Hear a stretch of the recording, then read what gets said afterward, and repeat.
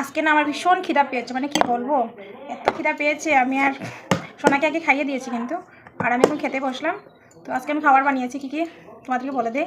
ভাত বানিয়েছি, আর এদিকে হচ্ছে তোমার কেরালা দিয়ে আলু দিয়ে ভাজা, আর এদিকে শীতল চাটনি টমেটো দিয়ে, আর এদিকে হচ্ছে মাছ, দেখো মাছ কড়াই দিয়ে বানিয়েছে, আর এদিকে হচ্ছে মাছের মাথা দিয়ে লাউ দিয়ে, মাছের মাথা দিয়ে লাউ দিয়ে, তারপরে এটা হচ্ছে মসুর ডাল একটু গাজর দিয়ে।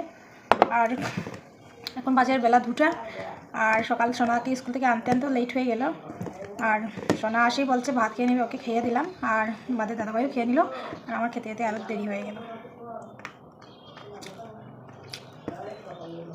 অনেক দিন পর চাটনিটা বানিয়েছি, অনেক দারুণ লাগছে খেতে। তোমরা সবাই চলে আসো, খেয়ে যাবে।